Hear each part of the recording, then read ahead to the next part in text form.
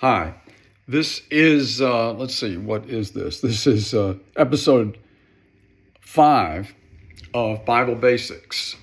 And last time we talked about the Bible's title, Bible versus Holy Bible, and we'll continue to emphasize that.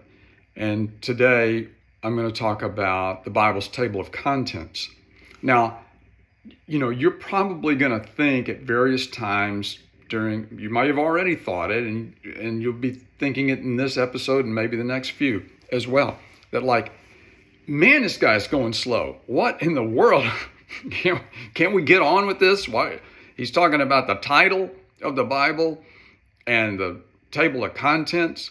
Next week, by the way, we'll talk about the table of contents of the New Testament. What? I thought the New Testament was in the table of contents. Well, it is, but be patient.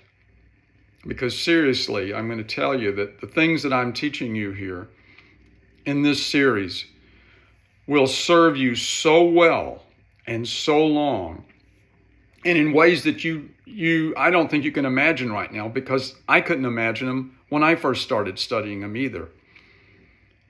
I'm going to show you how you can use the Bible's title and its table of contents to help you grow your faith, to help you defend your faith and keep your faith, to increase your knowledge of God, and so much more, so much more.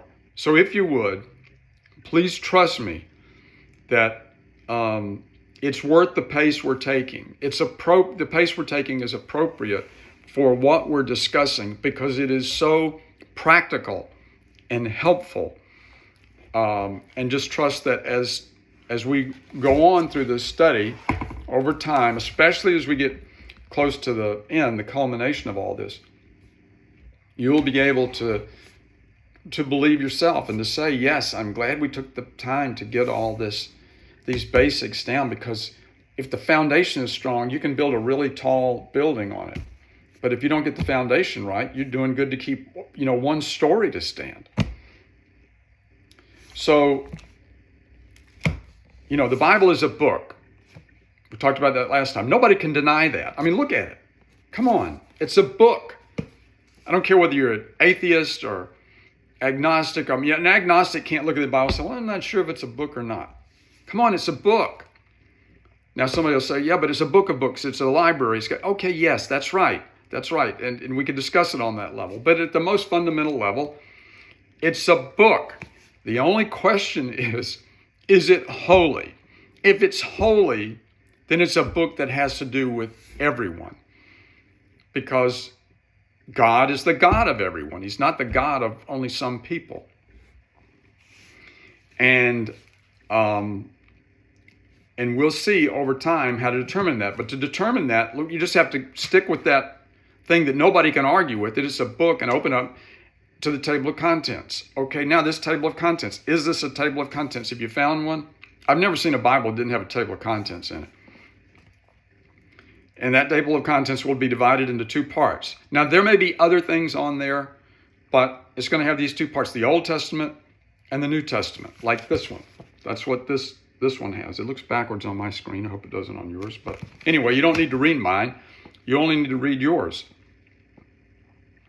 And so here we have the Old Testament and the New Testament. Now, sometimes there's other things on there, the copyright for the translation and all that. But what we're concerned about is the main parts of the table of contents, the Old Testament and the New Testament. Now, everyone knows, or most everyone knows, that the New Testament has to do with the times of Jesus. That took place in the first century.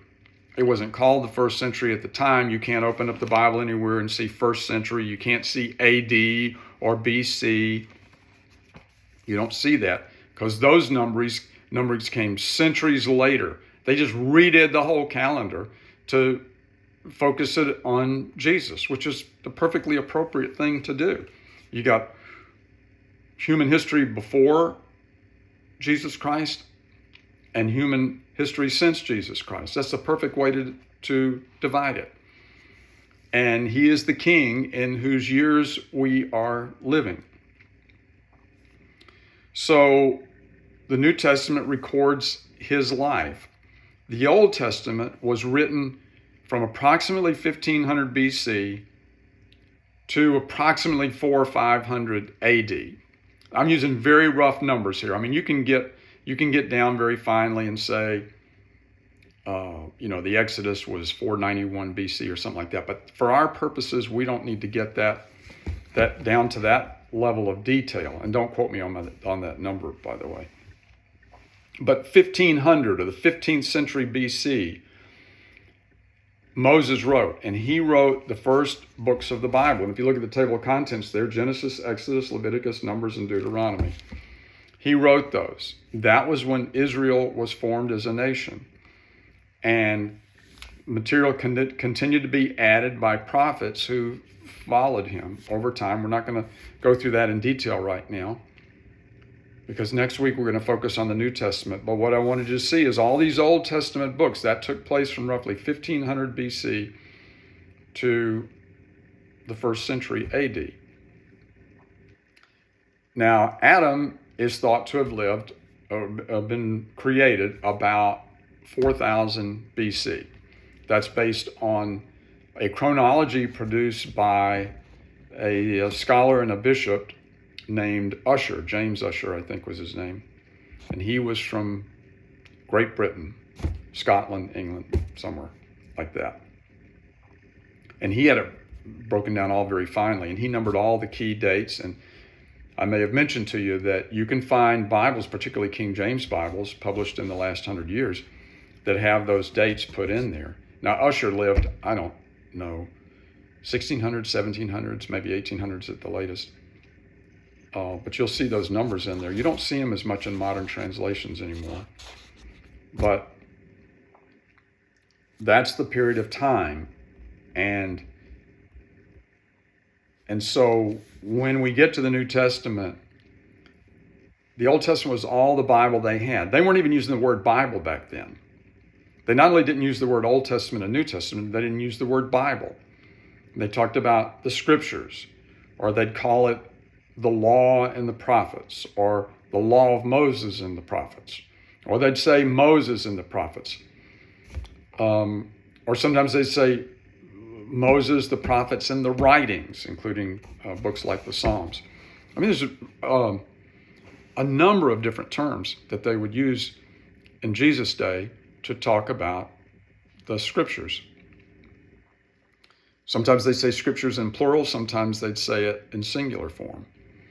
Sometimes in singular form it meant a single verse, but it could also refer to what was the whole book at the time. Of course, they didn't even have books back then. Everything was at the time Jesus came along, everything was on scrolls that they read. They had these big rolls, and they would roll them. I can't remember where they did it, vertically or horizontally, but anyway, it was on these rolls, and they rolled it up.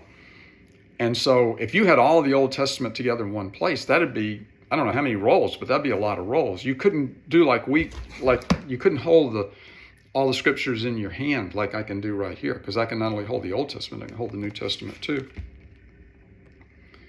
But these Old Testament books were written, as I say, roughly from about 1500 BC to about 500 BC. Now, from about 400 or 500 BC, there was this 400 to 500 years of what's called years of silence. There were no prophets writing. Doesn't mean God wasn't doing anything, but there were no prophets writing. And so by the time Jesus came along, the scriptures, the youngest scriptures, were at least 400 or 500 years old. Well, the United States won't even be 250 years old for a couple more years. So that's over twice that long ago. And you know from reading anything from the American founding that even the English was different back then, and the writing was different. And so the Old Testament was old to the people of Jesus' day. Much older to us, but it was still old to the people of Jesus' day. And then Jesus comes along, and then all these New Testament books were written in the 1st century. We know that because all the authors were contemporaries of Jesus. Jesus was born, according to Ussher's system, 1 AD.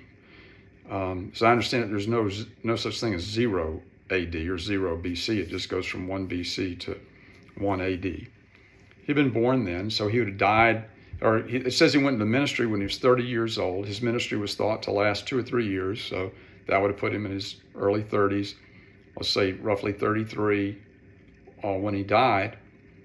And the last New Testament book written was probably written, it could have been written as early as the 70s AD. It could have been written as late as the 90s AD. The earliest books written were Paul's letters, some of Paul's letters, and that started around, depending on who you're asking, sometime around 4950 AD. So the Christian movement began at, after Jesus ascended into heaven. And that was he ascended into heaven about 40 days after he was raised from the dead. And then about 10 days after that was the day of Pentecost. That's when Peter preached the first sermon. And that's when they began forming churches, starting in Jerusalem and then moving out eventually across the entire Roman Empire. And so Paul was converted probably within a year or two of that. So that would have been about mid-30s. And then he begins writing letters in, say, 4950 AD. So that's about 15 years later. And then the other books were all written, as I say, could have been written in as short a period of time as, say, AD 50 to AD 70. And by the way, you can put AD before the number or after the two letters. The two letters can be either before the number or after. It doesn't matter which. And could have all been completed between 50 and 70, or at the longest, say 50 to 90, 95, something like that. Because Jesus' generation would have all died by then. The lifespans back then were, it would have been rare, I think, for anybody to live over 100 back then. And the men that Jesus was working with were all roughly the same age he is, maybe at the most within 10 or 15 years of each other. So that's what they had back then. And the New Testament wouldn't be put together until much later. We'll talk about how it was put together as we go through this study.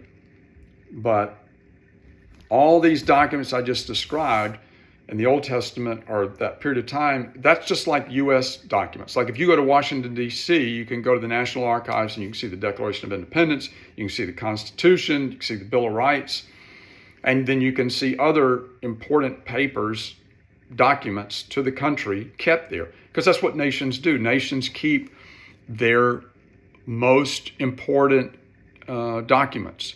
They guard them, they protect them. I mean, I went there when I was in the 8th grade with my history class, junior high history class. And I remember seeing that, we've been over and looked at the Declaration of Independence is sitting down there beneath glass, and it's, that curly Q kind of writing. Nations do that. And Israel kept its Old Testament. Now, when we get to talking about the New Testament, we'll talk about just the miraculous thing God did to brought all these together. Up until all the Old Testament stuff was very, very simple. Moses wrote the books. He's created the priesthood, which was going to be the descendants of his brother Aaron, and they were going to keep all these documents, and they kept them all those years. And they, be passed on from parent to child. The child would grow up and take on that profession. John the Baptist even was the son of a priest, and they kept these scriptures in order, the same way any nation would keep them. So that's it for today. That just to understand that this fundamental difference between Old Testament and New Testament that we see reflected in the table of contents itself is fundamental to understanding this. And that in the time of Jesus, like if you read the New Testament, it talks about the Old Testament as if that's all the Bible there was ever going to be. There's nothing in it said about the New Testament. And so that's the foundation we're building on. See you next time.